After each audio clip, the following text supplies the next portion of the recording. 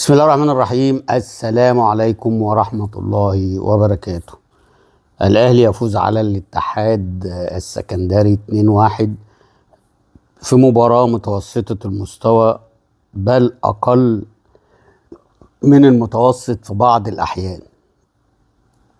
النادي الأهلي الشوط الأولاني أول ربع ساعة بضغط الجماهير، بتشجيع الجماهير، بالحماس، قدر ان هو يخطف جون ويجيبه عن طريق بن شرقي، اللي انا شايف ان هو كان نجم الشوط الاولاني، هو ومحمد هاني. افضل اتنين كانوا الشوط الاولاني موجودين في الملعب.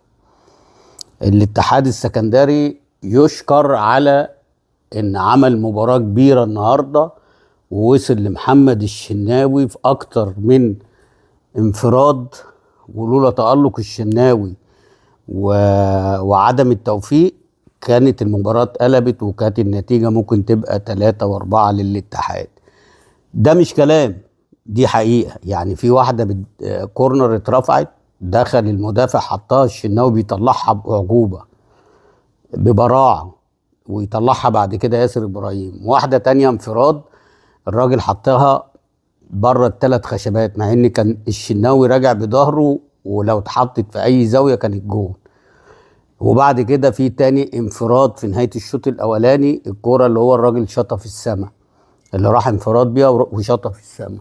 ده كان مجمل الشوط الاولاني.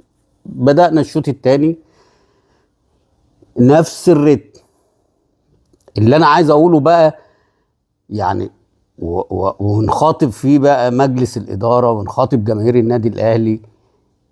بن رمضان الراجل اللي مفروض جاي محترف وجاي من منتخب تونس، مفروض ان احنا عمالين من اول الموسم لسه ما انسجمش لسه. وانا كنت واحد من الناس، حتى لما جم في مره بيقولوا لي هو ولا امام عاشور لما يرجع، قلت لهم هو لو دخل فورمه بسرعه ممكن يبقى في قلق على امام عاشور، لان ده لعيب بيمتلك من المهارة اللي هي تقدر تخليه يبقى إلى حد ما يعني هيعمل قلق بكل شكل من الأشكال على إمام عاشور لو كان دخل فورمة. لغاية دلوقتي من يوم ما جه لغاية دلوقتي ما دخلش فورمة، ودي علامات استفهام. حتى في الاستلام بتبقى الكرة فاول عليه مفروض، وعملها في ماتش المحله مرتين، ومفروض كان خد انذار مره، وكان المفروض ياخد الانذار الثاني ويطرد. النهارده برضو في كام كوره كده بيحط ايده، فبتبقى يعني علامات استفهام كتيره عليه. انا مش عارف هو يعني النهارده مثلا الماتش التاسع في الدوري العام ولا العاشر للنادي الاهلي، ده غير الماتشات بتاعت الماتش بتاع افريقيا اللي فات، وغير قبل كده ماتشات كاس العالم، وغير ماتش اللي هو كان بتاع باتشوكا. يعني دخله في 15 مباراة وهو مش عارف يجيب فورمة ازاي. يعني انا كنت متوقع ان هو ده اللي هيبقى نجم الموسم السنة دي يعني بصراحة يعني، بس هو خذلنا يعني وعلى الفرقة. خلي بالك يعني لو هو قفشه لو خد الفرص اللي الراجل ده خدها، اقسم بالله هيكسر الدنيا. قفشه هيكسر الدنيا وهيخلي شكل الاهلي احسن من كده. ده ملوش تواجد خالص، انا مش حاسس بيه في الملعب خالص، واكيد انتوا مش حاسين. بس طبعا الطبلاتيه يطلعوا يقول لك لا ده انا بقول لك لعيب كبير، بس هو مش عارف يجيب فورمته لغايه دلوقتي. يعني لغايه دلوقتي، ودي علامات استفهام. ولازم يبقى حد من الجهاز الفني، سواء كابتن وليد صلاح الدين او عادل مصطفى، ان هم لازم يلفتوا نظر الراجل، يعملوا له برنامج، يقعدوه شويه عشان يحس ان هو جاي. لا، انت جاي محترف مش عالة، انت جاي عشان تشيل الفرقه وتلاعب الفرقه، ومدفوع فيك مبلغ وقدره. فده بقى مأثر على زيزو، ومأثر على تريزيجيه، ومأثر على بن شرقي، ومأثر على جريديشار النهارده، لان المفروض ان الراجل ده هو اللي بيلعب الناس دي، ما بيلعبهمش. ده هو طالع وراهم، ولا له ان هو ينزل يسلم ويستلم ويبدأ يلعب الناس. ده هو طالع عايز يجيب جول. ويا ريت بقى مثلا ان هو بيحط بدماغه ولا بيشوط. ما فيش الا في اخر الماتش، في الوقت بدأ ده الكرة اللي شاطها بس. طب انت فين طول ال 90 دقيقة؟ يعني طول ال 90 دقيقة انت فين؟ مالكش اي تواجد. تريزيجيه برضو لازم برضو يعيد حساباته في حته، مش كل كره خدها دي. امسك كوره ولاعب الناس زي ما كنت بتلعب قبل كده مع المنتخب ومع الفرق اللي انت بتلعب فيها. لما بتمسك الكوره وبتلعب الناس، انت عايز كل كوره تجري بيها. المهم الشوط الثاني ضربه جزاء، وضربه جزاء اعتقد ان هي صحيحه، اللي حكمها الفار. رجع الحكم مصطفى شردي ولا مش عارف اسمه ايه، راح شافها جه حسبها ضربة جزاء.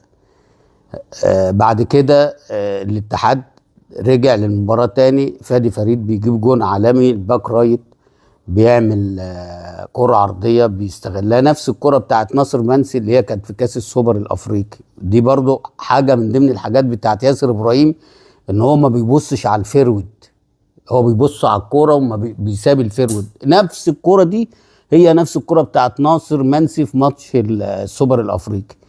مع ان المفروض ان انت بتلعب منتخب مصر ولاعيبه عندك خبره وبتلعب في النادي الاهلي، قبل ما الكوره تتعمل بالعرض اشوف انا واقف ازاي واشوف الفيرود جاي منين، عشان ان انا في حاله زي كده اسبق الخطوه دي واطلعها. انما يعني برضو حاجه من ضمن الحاجات اللي هي عليها علامات استفهام يا ياسر.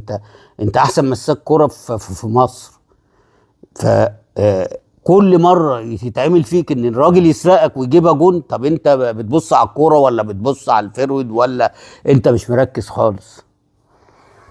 فبقت 2-1 المباراه، ازمت هوب في طرد لاحمد نبيل كوكا. لغايه اللحظه دي الحكم هايل، الحكم نجم المباراه، وطرد.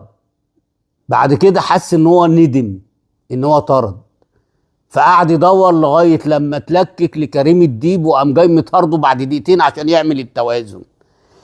يا عم انت عملت الصح، كوكا يطرد وكان مروان عطيه يطرد لانه واخد انذار برضه ومسك الراجل، وانت عملت فيها نفسك من بنها وقلنا ماشي مش مشكله. في اول الشوط الثاني كانت ناحيه الرايت هناك، وبعدين الراجل بيحتج على الفاول اللي هي مش فاول، يعني عادي بيحتج، لا شتمك ولا قل ادبك ولا قل ادبه عليك ولا شوح لك ولا عمل حاجه مثلا عشان ان انت ايه تقوم جاي متنرفز على طول مطلع له الكارت الاصفر الثاني عشان عارف ان عنده. اشمعنى ده اللي نقيته؟ مع ان في لعيبه، ده ياسر ابراهيم يا راجل بعد الماتش يا راجل عمال يشوح لك وعمال يكلمك، ما نعرفش بقى بيتهجم عليك بيقول لك ايه، وانت ما طلعتش انذار اديته له بعد الماتش وانتوا خارجين، وعامل نفسك برضو من بينها. يا لجنه الحكام ارحمونا بقى من الحاجات دي، ارحمونا، انتوا بتشوفوا، خلوا فيه العداله عشان يبقى احنا. انا لغايه ما بقول لك طرد كوكا كان ماشي كويس، مع ان كان في طرد قبليها لمروان عطيه. طبعا الكلام ده مش هيعجب الناس المتبلطيه، لا يقول لك لا والله العظيم لو ده لعيب من الاتحاد كان هيدوا له الانذار الثاني ويطرده والله. اللي هو عمل يعني مسك. طب انت اديته انذار الشوط الاولاني ليه لمروان عطيه؟ عشان الراجل رقصه قام جاي ماسكه نفس المسكه، الراجل رقصه قام جاي ماسكه. يعني هي يا اما ما كنتش اديته انذار يا اما تدوا له الانذار الثاني وتطرده، انما الكلام دوت ما ينفعش.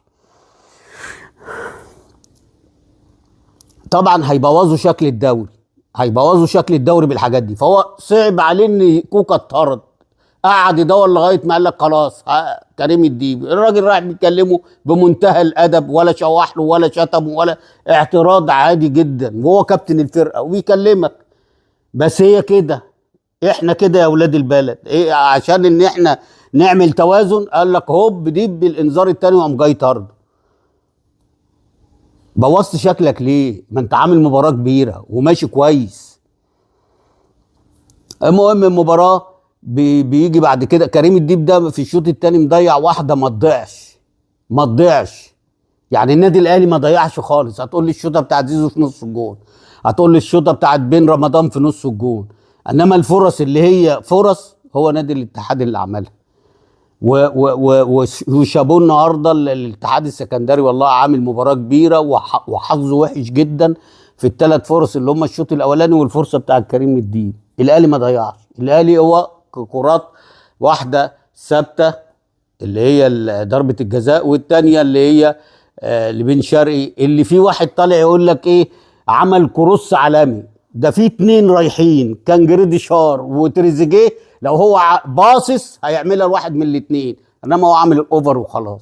راحت لبن شرقي اللي حياها لان خدها على صدره كده، رجع طلع المدافع بره وقام جاي حاطط وش رجله فيها، ويقول لك كروس عالمي. ماشي، بس يعني بتصيطوا على الفاضي، عايزين بس ان انتوا ايه تكبروا في الراجل ليه؟ عشان بزيره الناحيه الثانيه مدغدغ الدنيا. فانتوا برضو لازم تعلوا ده كويس النهارده ان ما كانتش راجل مباراه، لان اللي ياخد راجل مباراه كان رقم 1 هو بن شرقي، رقم 2 محمد هاني. طبعا من الناحيه الثانيه هم ادوها للباك رايت اللي هو بتاع الاتحاد، وهو يستاهل لان كان فاتح عامل شوارع النهارده على كوكا وعلى شكري لما نزل بصراحه يعني. فمبروك للنادي الاهلي، بيتصدر الدوري، بقى عنده 21 بونت. وبعد كده بقى هنتفرج على الفرق ان شاء الله الفتره اللي جايه. النهارده المصري هيلعب، وبعد كده سيراميكا الاسبوع اللي جاي بعد مباريات افريقيا، وبعد كده هنشوف الدنيا يبقى فيها ايه. ولسه الدوري طويل. بس كلمه للحكام ولجنه الحكام والناس اللي قاعده على الفار، والله العظيم والله العظيم انا ما ضد حد ولا مع حد، انا عايز العدل عشان نتفرج على كوره حلوه، عشان تبقى انت مقتنع وانت كسبان بعرقك احنا نسقف لك، كسبان بمساعده هنقعد ضدك. لان بصراحه يعني بصراحه كفايه بقى، عايزين نتفرج مره على منافسه. يعني الواحد فرحان ان السنه دي ان المصري دخل منافسه وسيراميكا دخل منافسه مع بيراميدز والاهلي والزمالك. هو ده الكوره، لما بيكون في اكتر من فرقه بتنافس والله العظيم الدوري بيحلاو. انتوا فاكرين الدوري ايام فايلر لما جه قبل قبل الدور الاولاني من ما ينتهي وهو واخد الدوري؟ كانت الماتشات كلها سلق بيض بعد كده، سواء بيراميدز سواء الزمالك سواء، ما لهاش لازمه، لان الاهلي حسم من قبل ما الدور الاولاني ينتهي بحوالي 3 ماتشات. فبعد كده ما بقاش في منافسه، وده بقى بيضر الكوره في مصر على منتخب مصر، لان كل الفرق بتلعب خلاص، كله رمى الفوطه وخلاص، الاهلي خد الدوري من بدري طب هلعب ليه؟ ما حتى اللي هيلعب ولو كسب هيدوله نص المكافأة، لان مش المكسب مش هيوصله انه ياخد الدوري او ينافس على الدوري.